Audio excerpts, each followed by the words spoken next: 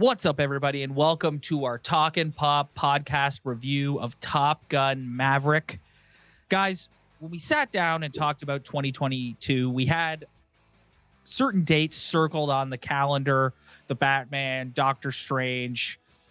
Top Gun Maverick was definitely one of those dates. This is an episode and a review we've really been looking forward to doing, and I'm stoked. I can't wait. How are you guys feeling?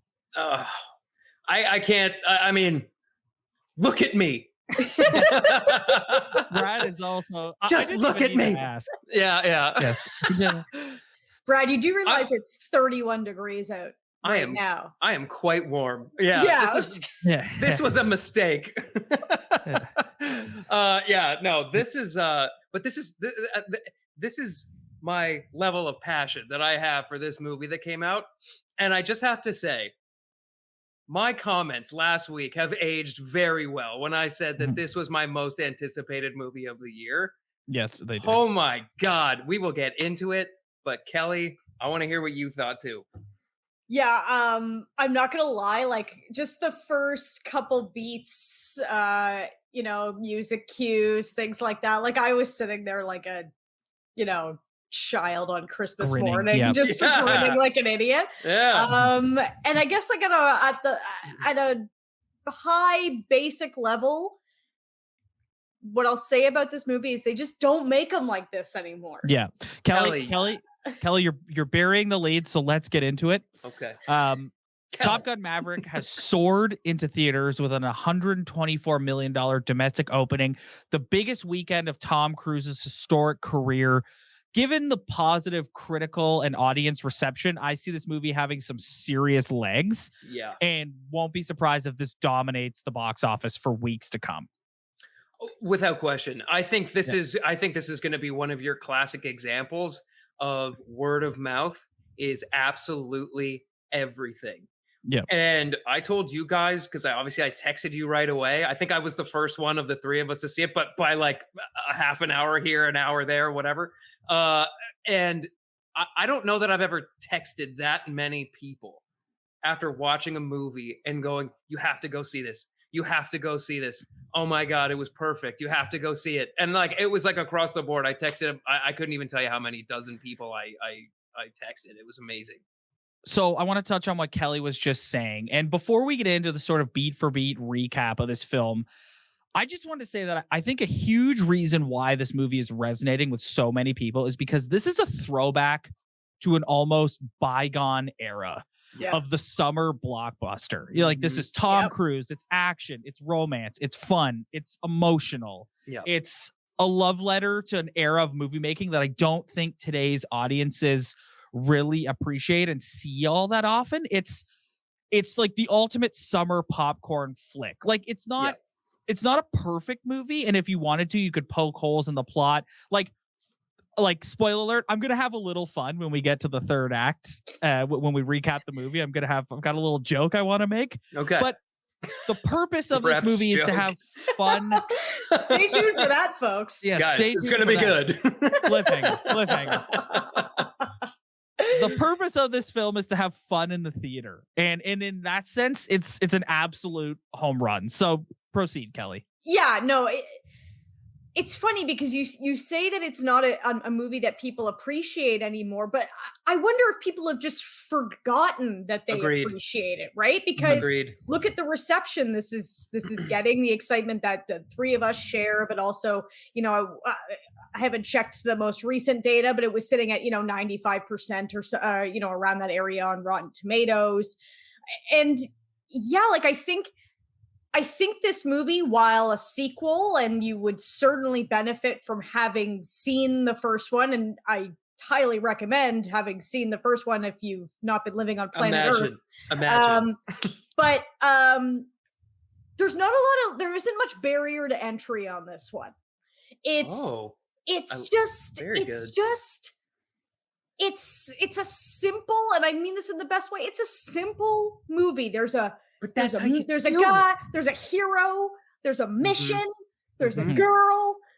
Yeah. It's just a delight. Like it's just a simple good, fun story that you get to walk away and you don't have to go onto Google afterwards and figure out what's coming next. And I didn't have to do my homework. Rotten Tomatoes. Yeah. I scroll down Rotten Tomatoes and I see your picture, Kelly, and it just says a delight.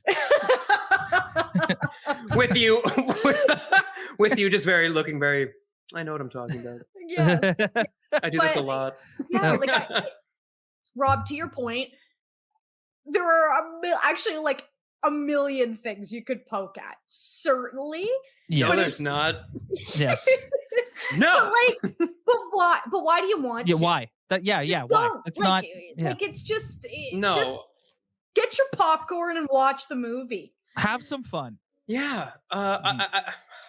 Guys, I couldn't agree more on everything you just said. The one thing that I'll say as just an addition to what Kelly has just said and what Rob has said here is just that it was these kinds of movies that, especially given our generation and, you know, maybe a generation a little bit older, a little bit younger, these are the movies that we grew up with, man.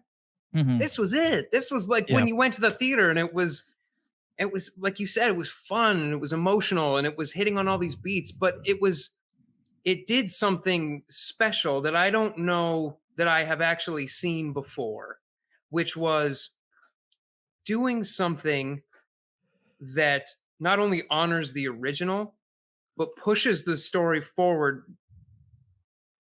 and doesn't manipulate what we've already seen into something heavy-handed. Like we've gotten with certain, you know, I'm not going to name names of franchises, but there's just been somewhere it's like they've tried to do what Top Gun Maverick did and just missed the mark or just went a little too far in one direction. And this, I knew that there was most likely going to be emotional moments in this movie, just given what happened in the original and tonality of the trailers that we saw. But I wasn't expecting to get emotional within like the first 5 minutes of the movie. Oh, yeah. And, you know, the scene where Tom is in this new jet and he's doing the test flight. Brad, you're burying the lead. We're going to recap the whole movie. Am I? So, yes. Am I though? Yes. We're going to recap the whole entire movie. So let's start off and just go through beat for beat like we've done with previous films that we've been excited to review. So, before we get to that Dark Star sequence, Brad, right off the bat, we're thrust into the Top Gun universe with an opening credit sequence that is ripped straight out of the original Top Gun, features Harold Faltermeyer's legendary Top Gun theme song, straight into Kenny Loggins' Danger Zone, baby. That was your biggest wish list. As I was watching it, I was like, Rob. Yes. Yeah. And it's over like a sort of a modern day like aircraft carrier montage. And like guys, to say my adrenaline was pumping during this opening sequence is an understatement. You're right back there. And like the opening sequence where like it explains what Top Gun is. Yes. The title card. Yeah. So no, good. and that was the point in which I was just like I could feel like the tears welling up, and I was just automatically like, this is fun. Like I'm just like, yes, automatically. Leave it to Tom to just deliver this for. Did you guys have the thing in your theater where he like spoke before the movie started? Yes. No, I didn't. No. Oh, so you're in America, Brad. Ooh, America. Getting shortchanged. We had this like before the movie started. Tom had this little like 20-second message just thanking everyone for coming and their patience for waiting to see the movie, and he hopes we enjoy it and blah blah blah. Yeah, you got ripped off. I did get ripped off. Yes. It's Memorial Day weekend here in the Top Gun movie. What the hell? And you're wearing the costume and everything. Yes, I'm wearing. I am so hot. I have to take this off, so I'll let you guys continue while I struggle.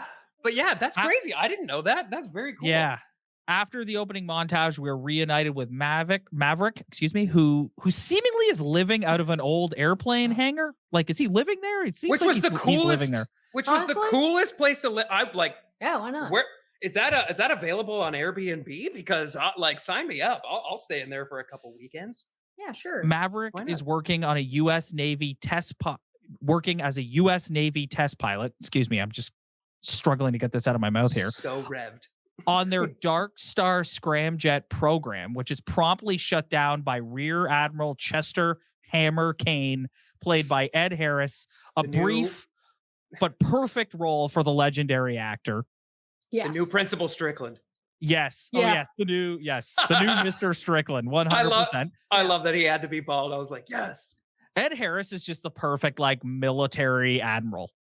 Like right when he shows up, you're like, okay, I believe this. I think we'll get into it, but both sort of hard ass characters in this movie were perfectly perfectly cast. Yes. Perfectly cast.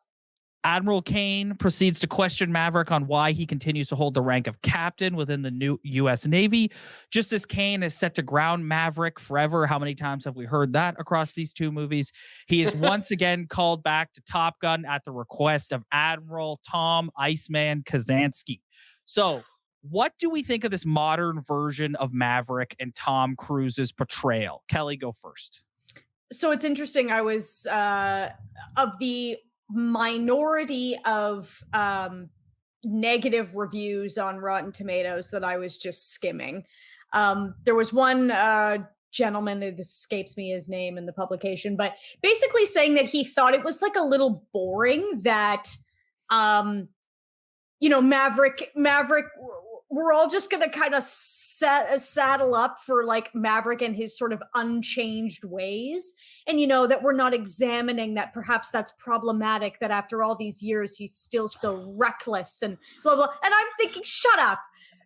Okay. Because Maverick. That's not the point. That's not the point. An art house film, man. Like, chill out. Yeah.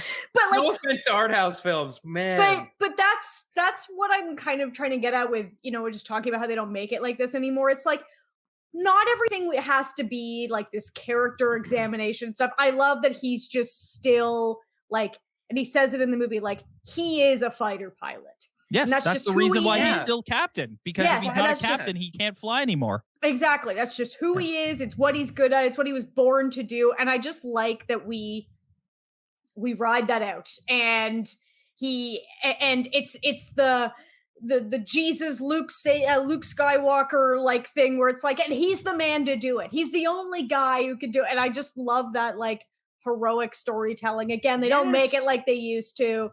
So right. He's the man. There's only so many characters that you can really kind of get on, like in modern filmmaking, that you can really get on board with and just say like, would you want him any other way? Do we really want him any other way? Because they did that to Luke. Speaking of Luke, and it didn't work. How was the reception? Because I'm pretty sure they've been trying to undo what they did in a lot of other properties since then.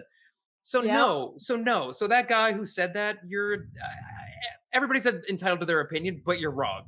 And like that's no, like that's not what we want. That's not what the movie is supposed to be about. You're supposed to be seeing, the best of the best. Top Gun, hello. The best of the best becoming a fossil in this new world of technology, and seeing how, you still in that fight for dominance and what is actually, what you still need in that world of fighter piloting and doing what you have to do as a pilot can't necessarily be done by a robot. And I love that, like, if you had made him different, it wouldn't have landed. Like, yeah, he's just a reckless test pilot. Like he's the same guy he always was. He's breaking the rules. He's testing out.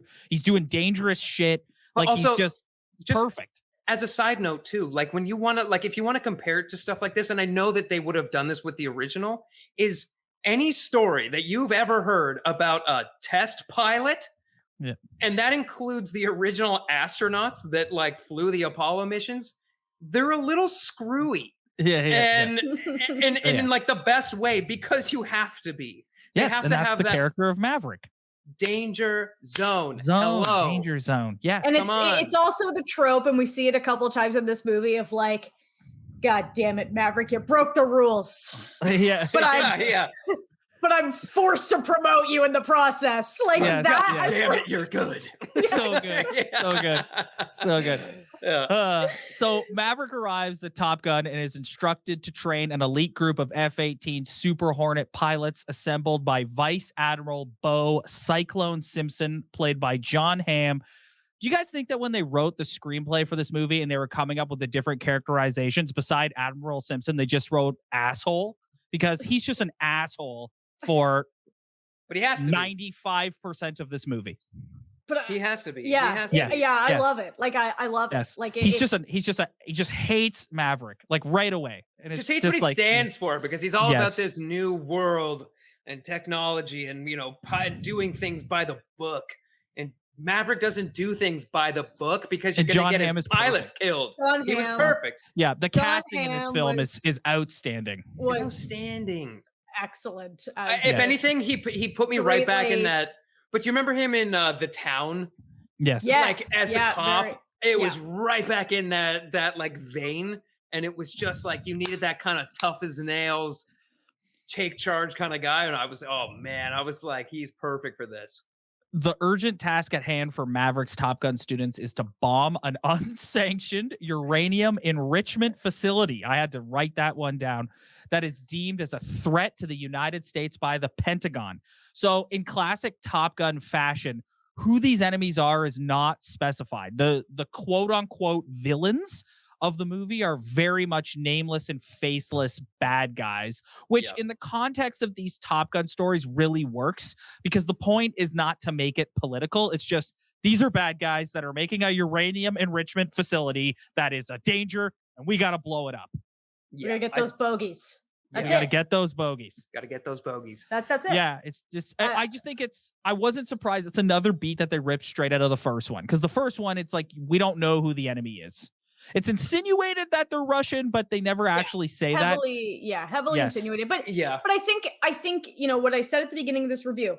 This movie is simple. There's very little barrier to entry. So if we start establishing, it's this country or that country, then we've got to explain, why are these countries at odds? Mm-hmm. What is the conflict at the moment? Like whatever. It's just like, no, it's that's not what we're doing here. Like literally at one point he's like, that's our enemy. Like, it's just like, keep it, we get it. We don't, these are bad dudes. Yeah. These are bad dudes. They have uranium that they're enriching, and we got to stop it. But you know what? That they're enriching. But listen, like, I also think, again, like, we have talked about this, and I have talked about this at length, where it comes down to, you can bloat the story as much as you want and think that you're so smart as either the writers or the directors or both or what have you. But if you don't really get the emotional crux of the underlying story across, all of that doesn't matter. People don't care. You know what people care about? Human stories. And that is what this movie is, on the backdrop of war, quote unquote. And it, to exactly what Kelly just said, that is exactly why. That's exactly why. You keep that plot simple, interesting, and detailed in its own right, but simple, because it allows for that, the moments with, all of the different characters, not just the interactions with Maverick, who is obviously Tom Cruise and the lead, as he should be, but it's just like, we get those other little moments. And if you bloat the story too much, you miss all of that. After this, we're introduced to Jennifer Connelly's Penny Benjamin, who's briefly mentioned in the beginning of the first movie as just referred to as an admiral's daughter. It's quickly established that she and Maverick have a history together and spend the bulk of the film teasing, reigniting their romance, and then they ultimately smooch at the end of the movie because Maverick's got to get the girl. What do we think of Jennifer Connelly's Penny Benjamin? I liked her. I think they had good chemistry. Do I think they was I yearning for these two to get together at the end? This was an area of the movie that I could have taken or left, but at the same time, if we're going through the tropes and what it is that these blockbusters movies deliver, like, he's got to get the girl. So I thought she was really likable. I liked their banter. I think in the exchange for keeping things simple, you do lose a little bit of like their history and what makes their relationship maybe a tad bit more profound. So I'd say it was good, like not my favorite element of the movie. He needed something to do when he wasn't training the pilots, and that was her role. to just have this love story kind of going on the side, and to have a girl to kiss at the end and fly off in his plane with, to Lady Gaga going, "So cry tonight." Oh, beautiful. That's what they did. Wow.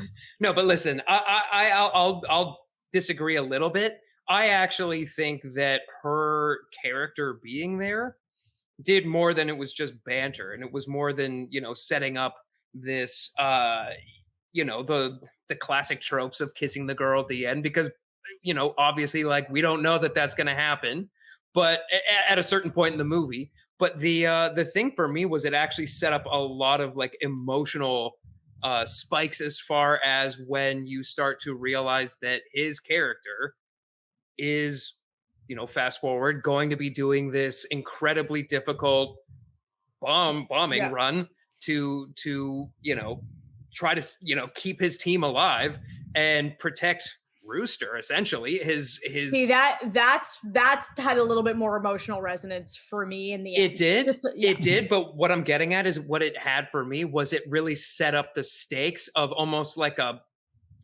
maybe like some missed life opportunities that he kind of passed up to be a pilot, to do these things, and then really set up this resonant feeling of impending doom. Essentially, for me, was that like, oh my God, are they going to kill him? Is this it? I thought is this it? I thought they were. We'll talk about it when we get to the third act, but I thought I'm getting chills again. I'm getting chills again.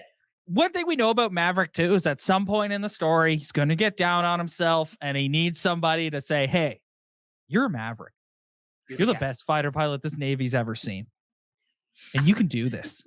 And he's like, "You know what?" Or is it Iceman? We don't. Yeah. He's like, "You know what? I can do this."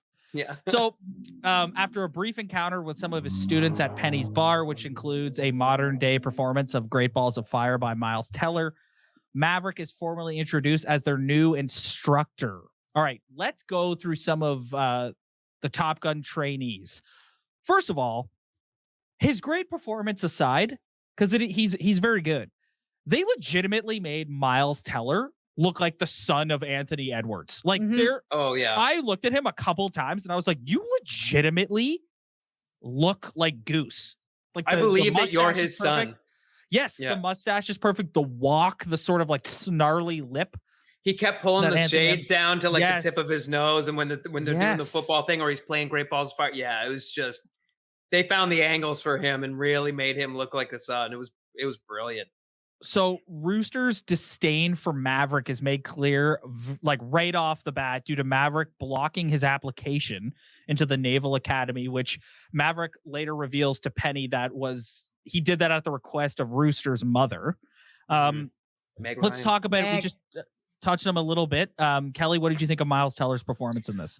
I mean, I'm a big Miles Teller fan, like going back to Whiplash in particular. Like his performance in that movie is pretty incredible, and even movies like Fan Four Stick, he's still good in that movie, despite that movie being a bit of a disaster, right? So I'm a big fan of Miles Teller. Yeah, he's a spitting image of Goose, and I think he was the right guy to sort of play off Tom, because he's got that same balance of like being cocky, but then also having like the right emotional beats. Whereas, when you contrast that, like someone like Hangman, who's kind of just straight ego, Miles Teller does a good job of sort of having that, but also, you can, like, particularly, and I'm jumping ahead a little bit here, but like at the end when they're getting ready to go on the mission, like you really feel like how nervous he is heading into that. So that was an interesting tidbit of his character, the reluctance to kind of pull the trigger. Like the fear that exists inside him was really interesting. And I thought Miles Teller pulled that off really well. Brad, comment on Miles Teller. Miles Teller, you hit on it. Like I honestly think he's probably one of the best young, he's not even up and coming anymore, but you know what I mean? Like he's that new kind of wave of, I would say, movie star. Like I every time I look at him, I kind of get this wave of like a Paul Newman. Like he's got this kind of just underlying cool quality to him, and very relatable while being very funny and witty and talented and all those great things. And to Kelly's point, like he's been in so many different things that I could point to. One of the most recent, and if you haven't watched it yet, listeners, you guys, whoever, go watch it. The movie was called The Offer, and it was about the story behind that's my dog again. Bowie's got to have his entrance. I'll show him later. But it's about the Godfather being made, and he was the producer and whatever. All those little things. We're talking about Top Gun right now, but go watch The Offer as well. It's fantastic. He's excellent in it. But yeah, no, like you said, he found the balance. he found the balance. I'm gonna have to take Bowie. Oh, he ran away. All right. Let him play with his toy. He's fine. Yeah. Anyways, but yeah, all these things aside, I would say too, yeah, that to see what Hangman did it was almost like Maverick and Iceman had an illegitimate child together, and their two egos collided to make Hangman. I thought it was actor did a great job too. I have Glenn Powell as Jake Hangman Saracen next on my list, and he is this film's version of Iceman with a little bit of like, he's got Iceman's coolness with Maverick's arrogance. Mm-hmm. And he's great. He's got a real punchable face. That schmarmy look he gives them. Oh my God, when he dropped some of those lines, especially about Goose, his dad, I was like, oh, you prick. Yeah, he did. They all did. Although that new young crowd that came in, they rocked it. I thought they were excellent. Monica Barbaro as Phoenix and Hario Bob. Also a standout duo for me. Bob is hilarious addition to the cast. Yeah. It's this kind of nerdy weapons systems officer. The dogfighting sequences. This was something going into this movie that had tons of hype around it. And I think that's a lot of people were excited for, because like the dogfighting in the original movie from '86 is like pretty groundbreaking and still holds up to this day. Yeah. And to like see this sort of 2022 take. And I actually listened to a podcast interview with Joseph Kaczynski yesterday, and he's talking about, how they had 6 cameras inside the cockpit, and the actors are essentially directing themselves inside the cockpit. And when they're up there, no control. Yeah. They had he was not able to talk to them. They're up there filming themselves and cutting themselves and reshooting things themselves. And I thought they all did like an absolutely amazing job. I heard that with the fun story about how a fun story where Maverick is sort of owning all of them in training, and it hits really well. The training sequences are fantastic. Oh, they're brilliant. I was going to say the same thing about the camera work and everything else, because I've been we're all down the rabbit hole now with this movie, and I'm going back and I'm finding out all the watching all the interviews and all the things talking about the making of this and everything. And Miles Teller gave a hilarious interview about, because they had to work the cameras and all the equipment themselves. And he was the first one that there was a specific way you had to stop the cameras after the jet had been up in the air, costing tens of thousands of dollars every time you went up. Yeah. And he landed and did the wrong sequence and wiped all the footage from that run. And I was like, God. He's telling this story, and I'm having a panic attack listening to it. But it's incredible to know that some of these scenes that Kaczynski talked about too, where it was like they'd all come back down and watch that footage together, and there was unexpected moments that a lot of the time actually made the final cut. And one of them was one of the big maneuvers where they're supposed to be, going up the mountain, and then they flip over backwards and whatever. Miles Teller comes out of his seat at one point. If you see, it's really brief, it's quick. I think it actually even made the trailer. But that was not supposed to happen. He didn't have his harness on. So I guess Miles Teller is the new wild card when it comes to Top Gun, because he's just deleting footage and falling out of his seat. But it was so cool to know that a lot of these reactions and a lot of the pulling the G's and seeing the faces pull back, and you can see it on their face. That's not acting. That is real. Mm-hmm. And it adds such a level of quality to the overall final film. And it just also makes such an excellent point for practical filmmaking. Mm-hmm. It's just you can't fake it, and that it's making an impact on people, because we're all walking out of the theater going, "Did you see the dogfighting? It was insane. Mm-hmm. It was amazing." And Tom said on many occasions that they weren't going to make this movie until the technology caught up to what they wanted to achieve. So, I mean, and when you're talking about the like the training montage, like this movie certainly falls into a little bit of the trope of like the sequel is hitting beat for beat what the original did, because like this one was harkening back a little bit to like, you know, when Viper gets into the cockpit and goes in and does the training exercise in the first movie. But like, who cares? Yeah. It's great. Cares? Like I just love it. Yeah, I love it. It's perfect. Yeah. Without question, the most emotional scene in this movie is when Maverick and Val Kilmer's Iceman appear on screen together for one final time. Iceman is suffering from throat cancer and only communicates by typing, and the two of them have a really emotional moment in which Iceman reiterates his faith in Maverick to teach the pilots to complete the mission, and Iceman passes away shortly after. It's a really like special moment between the two, especially like Kelly, you made the good point earlier about how this movie sort of stands on its own.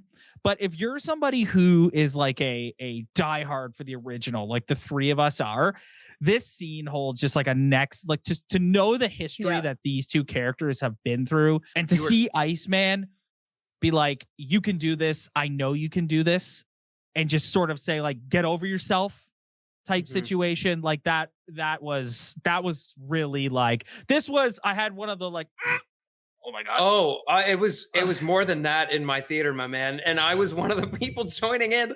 There was, I don't know that I've heard that level of like open weeping in a theater in a long time. I was not openly like weeping, but I was. I had the tears rolling. I'll say that. I wasn't like, there was one person that was like openly like it was along the lines of like Iron Man eating it at the end of Endgame. Like it was quite. Sorry, eating it. Not trying to be glib, but the but you put more respect on Tony Stark's name. I'm sorry. Yeah, how dare I'm sorry, guys. But listen, I talked. It was either last week or the week before when we went down the list of Tom Cruise movies, and I brought up there's a particular scene in Minority Report where he's talking to, you know, the precog. Thank you. Yes, the precog, and talking about what his son would be doing if he was still alive. Blah blah. And I talked about that level of realism and emotion that Tom Cruise can bring to a role.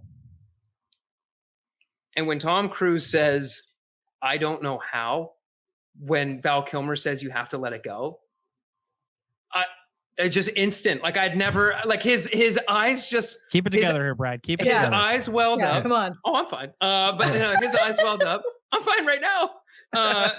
His eyes welled up, and it was just such a beautiful scene.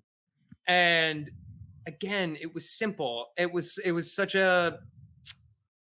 also, the writing was so, I thought, brilliantly written to incorporate what Val Kilmer is going through in his real life. Well, that's another thing that made this situation emotional, is Val Kilmer's real life circumstances translating into the character of Iceman.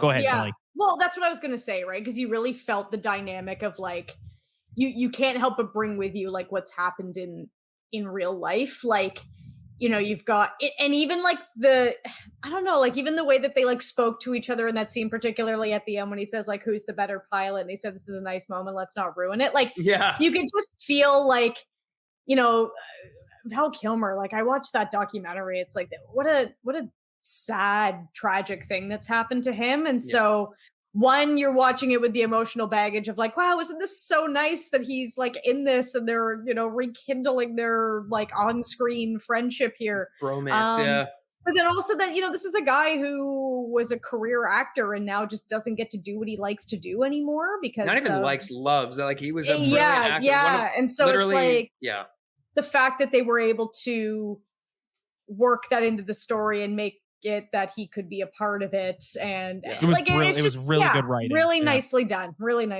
excellently done. Because Admiral Simpson is a complete asshole and disapproves of Maverick's reckless training methods, he takes advantage of Iceman's passing and removes Maverick as mission trainer. After a nice little pump up speech from Penny, Maverick commandeers his F-18 and completes the training simulation. And in my opinion, overcomes his greatest obstacle of this movie, Admiral Simpson's shitty attitude. Simpson then reluctantly appoints Maverick as mission leader and allows him to select his team, which consists of Rooster, Phoenix, Bob, Fanboy, and Payback. This is also the point where it just like hits you. This is not a passing of the torch. This movie, this is Maverick is the main character. Maverick is our hero. He's Maverick still the guy. is the leader. Yeah. He's still, and he did it. And I think that's the right thing to do. Like I think a lot of these movies, and we referenced some with Star Wars sequels, all these different things.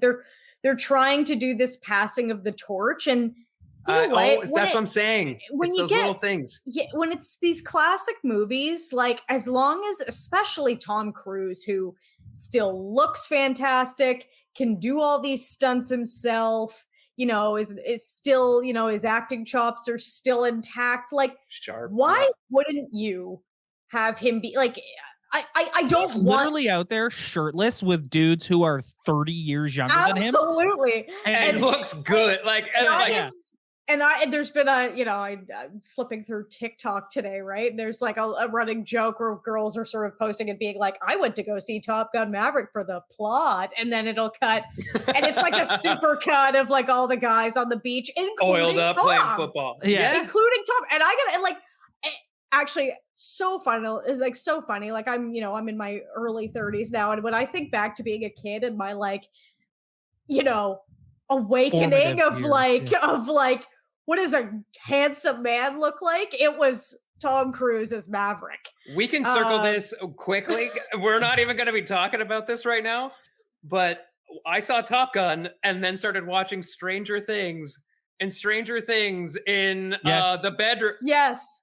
She has a Tom Cruise picture on her wall. And they pointed out and they're like, oh, you got a Tom Cruise poster. And I was like, oh my God, perfect. Yeah, like it couldn't have been 60-year-old Tom Cruise just out there shirtless beside like you Miles have to Teller tip and his washboard abs. You have to tip your cap to the guy. Like, I mean, also that was another funny story with all the interviews of these guys. And like the whole cast, like just was so stressed out. Think about all the training they did in the jets. They've all said the same thing. The thing they were the most stressed out about was doing the beach, not volleyball this time, the beach football, because that's different. Yes. Doing offense and football. defense at the same time. Yes. And apparently it was supposed to be a shirts versus skins game, and all the cast had put in all this work to do all this, and they're like, no. We're all skins. You're just gonna have to figure it out. Yes. I thought that was brilliant. So I mentioned earlier that I wanted to poke a little fun at the third act, specifically the depiction of Maverick in the third act. Or wait, did I say Maverick? Oh, sorry, I meant Ethan Hunt, because the third act of this movie, Maverick exits and Ethan Hunt takes over as the leader of this mission.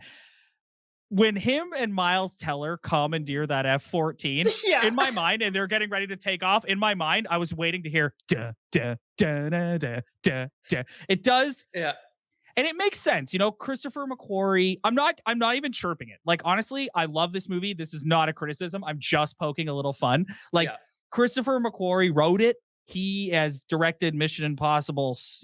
He directed Mission Impossible 6. He's directing 7 and 8. He's Tom Cruise's business partner on those films. Yeah. Like the getting shot down after completing the mission, and then him and Miles Teller go and like find the enemy. I had a hard time envisioning Pete Mitchell doing these things, but I could totally see Ethan Hunt doing these things. And it did get a little Mission Impossible airplanes. Oh, for sure. For sure.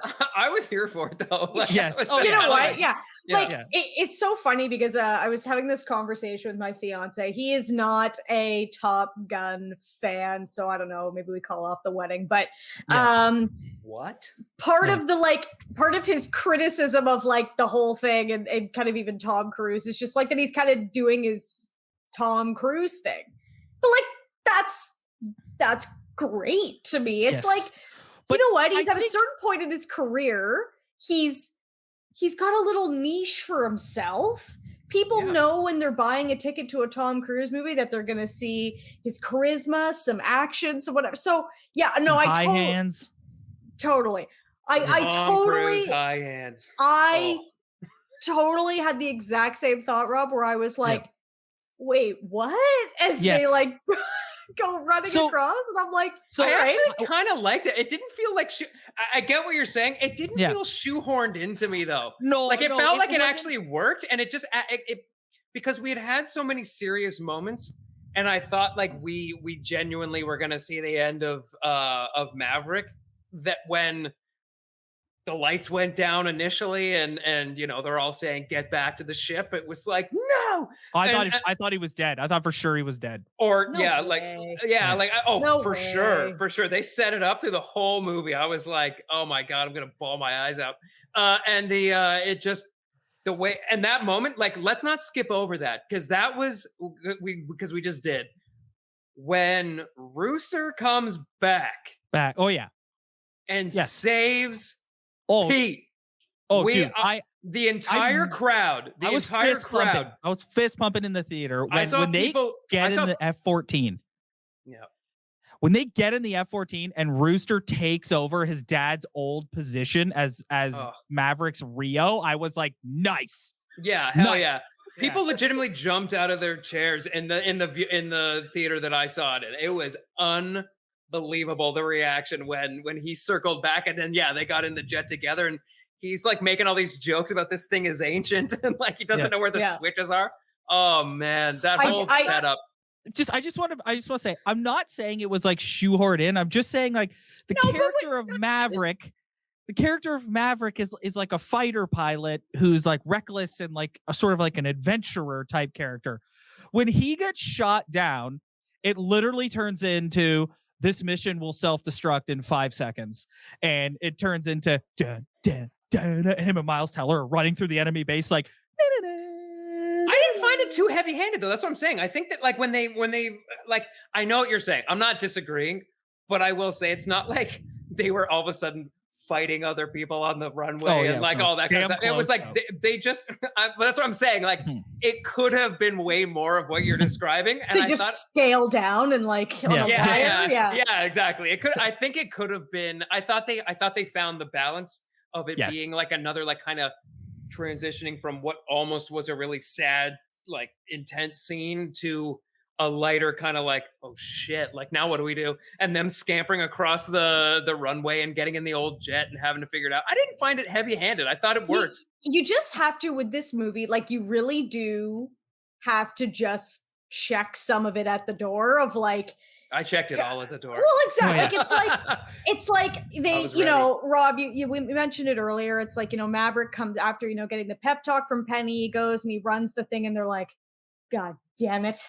You know, we got to put this guy in the lead. Like it's so like it is. It's cheesy as hell. Also, I'm sorry if I had to hear the line "Talk to me, Goose" one more time. How dare you? But how dare you? That's what I mean. It's just like total fromage, total cheddar. But across this whole movie. But you just have to. So is the original. Like that's why people are loving this so much. Did you guys not get some New Hope vibes in that final mission? Like the Death Star flying sequence, like how they're flying and like sort of low and they've got the cannons shooting at them and stuff. Like it was very like a lot of what George Lucas originally based it off of was old dog fighting from like World War II. And how they have to fit the missiles down the little hole, just like they have to fit the Fulton torpedoes down the hole. It's away. Yeah. Man. I did really enjoy like in the last one, like obviously there were bogeys, there was an enemy. I liked in this one that there was like a very specific mission and we knew the parameters of that mission. Yes. Because I think that it also helps like any person who hasn't seen Top Gun could still come in and find enjoyment just in that arc alone of like there's a mission and they have to achieve it. It's then, you know, having seen the original that you can have fun with all the other dynamics and stuff. So I thought the fact that they really spelled out what it was that they were trying to accomplish added to the stakes and and the simplicity of like, okay, this is what we've got to achieve.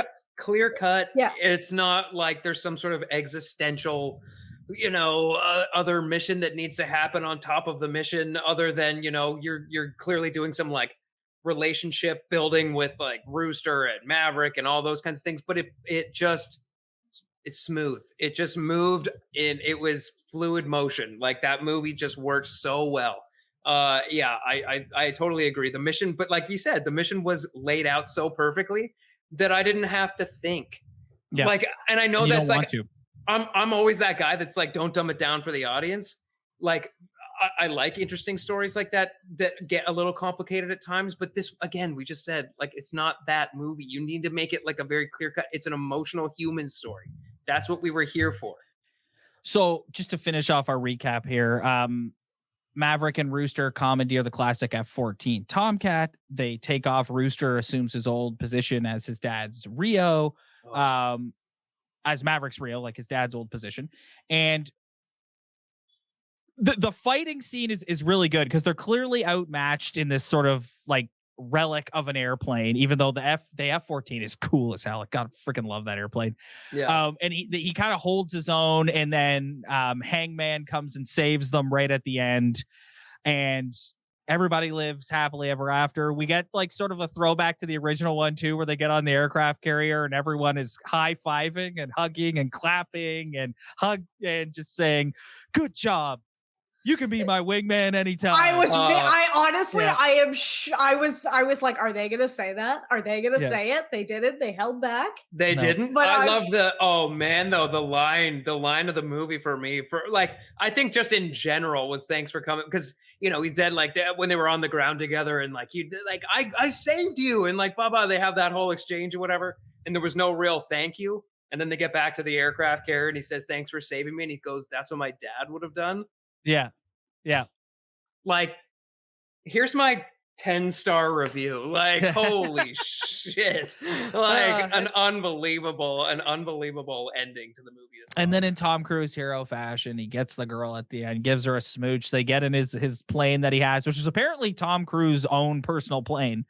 And not only that, they fly off at the end of the movie. This is the perfect little segue just to say, I didn't realize that was the original jacket, number one. And if nothing else, that tells you the shape that Tom Cruise is in. Yeah. If nothing else, because people will be, maybe it's CG.